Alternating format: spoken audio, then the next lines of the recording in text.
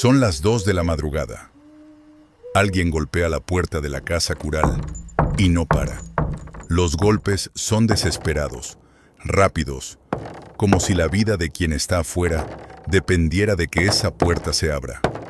Adentro, un hombre de 57 años abre los ojos en la oscuridad. Lleva puesto un camisón de dormir. El frío de septiembre en el Bajío mexicano se cuela por las rendijas. Ese hombre eres tú. Y todavía no lo sabes, pero esta noche vas a dejar de ser sacerdote para convertirte en símbolo. Y lo que te van a decir en los próximos minutos va a cambiar la historia de un continente. Tu nombre completo es Miguel Gregorio, Antonio Ignacio Hidalgo y Costilla Gallaga, Mandarte y Villaseñor. Pero todos te conocen simplemente como el cura Hidalgo. Naciste en 1753, en la hacienda de Corralejo, cerca de Pénjamo, en el corazón de lo que hoy es Guanajuato. Tu padre administraba la hacienda. Tu madre murió joven. Fuiste el segundo de 4 hermanos. Creciste rodeado de trabajadores indígenas. Mientras otros hijos de criollos se mantenían lejos de ellos, tú aprendiste sus lenguas: otomí, náhuatl, purépecha. Los escuchabas hablar por las noches junto al fuego, y algo dentro de ti entendió que esas personas merecían más de lo que este mundo les daba. A los 12 años te mandaron a estudiar a Valladolid, la ciudad que hoy lleva el nombre de Morelia. Entraste al colegio de San Nicolás, y ahí descubriste tu verdadera pasión: los libros. Leíste a Cicerón, a Virgilio, a San Jerónimo. Aprendiste francés por tu cuenta y devoraste a Molière. A los 17 años ya eras maestro en filosofía y teología. Tus compañeros te pusieron un apodo: el zorro, porque en los debates intelectuales nadie podía ganarte. Pero no eras solo un ratón de biblioteca. Te ordenaron sacerdote. Y con los años fuiste escalando posiciones hasta convertirte en rector del mismo colegio donde habías sido alumno. En 1803 llegaste al lugar que definiría tu destino: Dolores, un pueblo pequeño en el Bajío. Tu hermano mayor había sido el cura de esa parroquia hasta su muerte. Ahora el puesto era tuyo. Y lo que hiciste ahí no fue lo que se esperaba de un sacerdote. Estableciste talleres de carpintería, curtidurías, telares, alfarerías. Enseñaste a tus feligreses a criar gusanos de seda y a cultivar viñedos, algo que estaba prohibido por la corona española, porque en la Nueva España producir vino era un delito. El vino tenía que venir de España. Esa era la regla. A ti, las reglas de la corona te importaban cada vez menos. Y es que la Nueva España era un sistema construido sobre una mentira.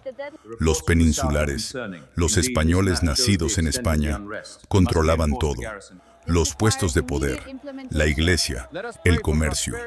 Los criollos como tú, nacidos en América, pero de sangre española, eran ciudadanos de segunda. Y los indígenas y mestizos, ellos ni siquiera contaban. Ese orden te repugnaba. Y no eras el único que pensaba así. En 1810, en la ciudad de Querétaro, algo se movía en las sombras. En la casa del corregidor Miguel Domínguez y su esposa Josefa Ortiz de Domínguez se celebraban reuniones. Oficialmente eran tertulias literarias, poesía, música, conversación educada entre personas respetables.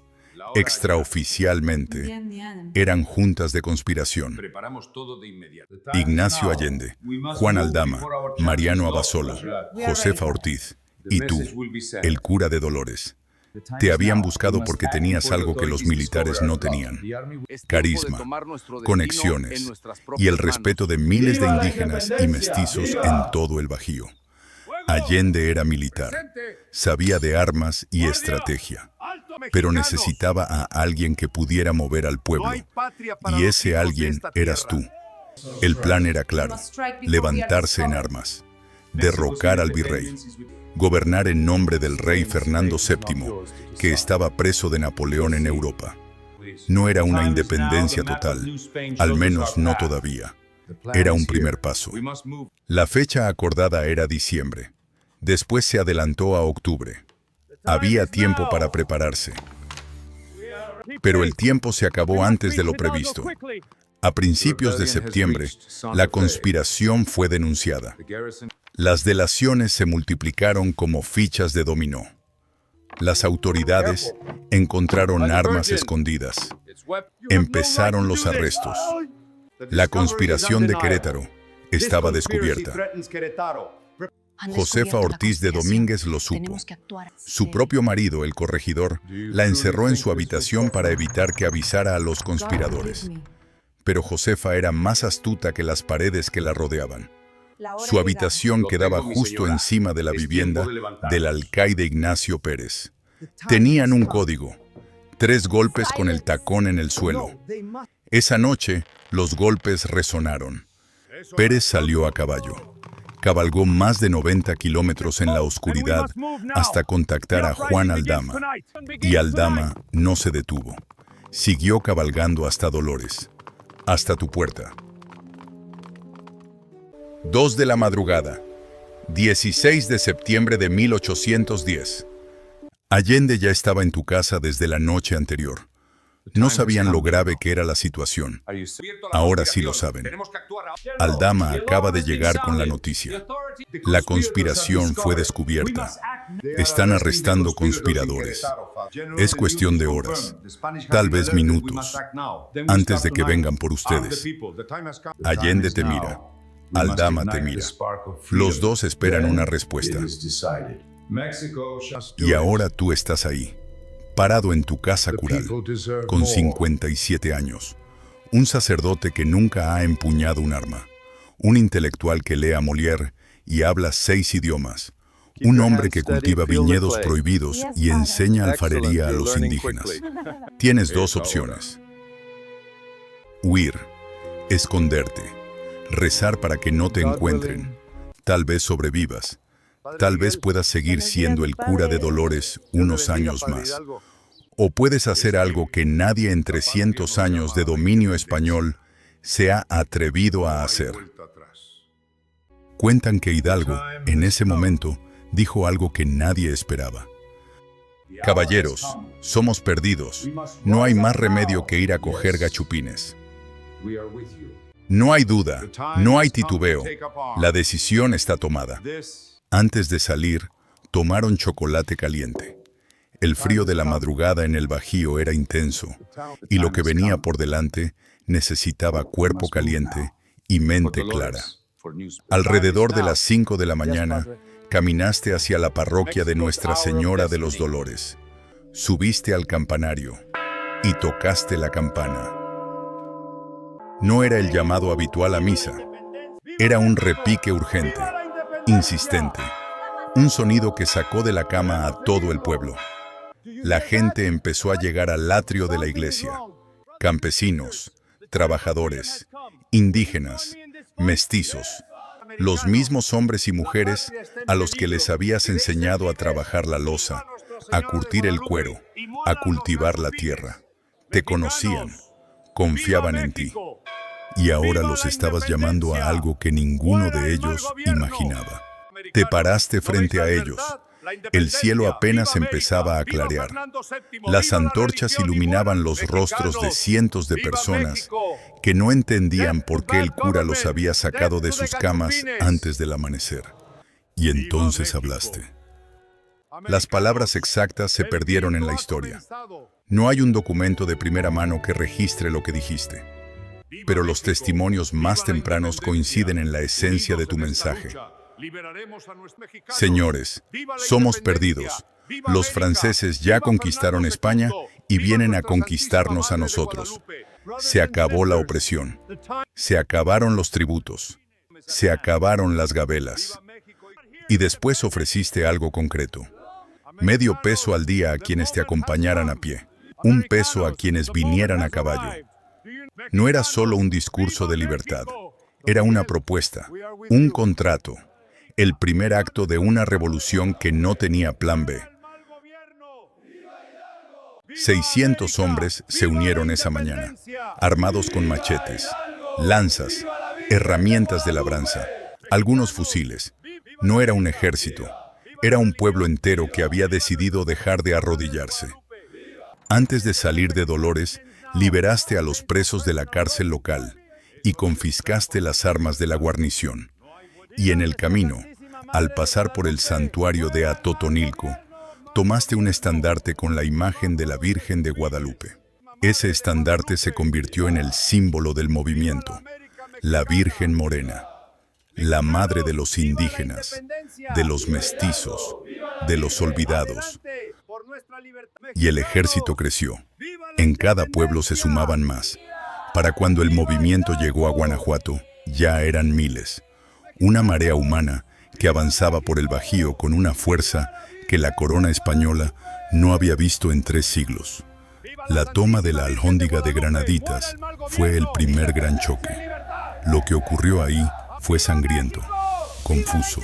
Los insurgentes tomaron el edificio, pero a un costo terrible. Y aquí es donde la historia de Hidalgo se vuelve humana, profundamente humana, porque Allende quería orden, disciplina, un ejército real con cadena de mando. Pero lo que Hidalgo había desatado era algo diferente. Era la rabia acumulada de 300 años. Y la rabia no obedece órdenes. Las tensiones entre los dos crecieron. El militar quería una campaña organizada. El cura veía el costo humano de cada batalla. Y algo dentro de él empezaba a quebrarse. Avanzaron hasta las puertas de la Ciudad de México, el Monte de las Cruces. Otra batalla, otra victoria, técnicamente. Pero las bajas eran enormes, y la capital estaba justo ahí, al alcance de la mano. Allende insistió: hay que tomar la capital. Ahora, es el momento. Y tú, un cristiano que toda su vida había cuidado almas, no arrebatarlas. Miraste a tus tropas cansadas, heridas, diezmadas. Calculaste cuántas vidas más costaría cruzar esas últimas leguas. Y ordenaste la retirada. Fue la decisión más criticada de la guerra. La que Allende nunca te perdonó. La que muchos historiadores señalan como el error que cambió todo. No era un error militar. Era la decisión de un hombre que aún se negaba a convertirse en verdugo. Después del Monte de las Cruces, las derrotas se acumularon, una tras otra, hasta que la batalla de Puente de Calderón fue el golpe definitivo. El ejército realista destrozó a los insurgentes. Miles murieron. Los sobrevivientes se dispersaron. La decisión fue desesperada: marchar al norte, cruzar hacia los Estados Unidos, buscar ayuda. Era lo único que quedaba. Pero en marzo de 1811, en el desierto de Coahuila, una emboscada los estaba esperando. Hidalgo, Allende, Aldama, Jiménez, todos capturados. El traslado hasta Chihuahua duró más de un mes. A través del desierto, encadenados, el hombre que había puesto a temblar un imperio, ahora era un prisionero caminando bajo el sol con grilletes. Allende, Aldama y Jiménez fueron fusilados primero, por la espalda, como traidores. A Hidalgo no podían simplemente matarlo. Era sacerdote. Primero tenían que despojarlo de su carácter religioso, humillarlo. En el corredor del Hospital Real de Chihuahua, le realizaron la ceremonia de degradación sacerdotal. Le pusieron la sotana, los ornamentos, el alzacuello, y uno por uno se los fueron quitando. Le rasparon las manos con un cristal, simulando borrar la unción sagrada del aceite con el que fue consagrado. Trataron de destruir todo lo que lo hacía sacerdote, todo lo que lo hacía él. Esa noche, la última de su vida, Hidalgo escribió con un pedazo de carbón en la pared de su celda: versos, décimas de agradecimiento para sus carceleros, los únicos que lo habían tratado con humanidad. y una frase suelta que resumía toda una filosofía de vida. La lengua guarda al pescuezo. 30 de julio de 1811, 6 de la mañana. Lo sacaron de la celda. En el camino recordó que había dejado unos dulces que la esposa de su carcelero le había regalado. Pidió que se los trajeran. Se los dieron. Tomó uno y el resto lo repartió entre los soldados del pelotón de fusilamiento. Llegó al patio. Ahí estaba el banquillo, contra la pared. Lo besó. Se sentó. El general tenía órdenes: fusilarlo por la espalda, como traidor. Hidalgo se negó. No era un traidor y no iba a morir como uno. Hubo una discusión breve, tensa, y el general cedió.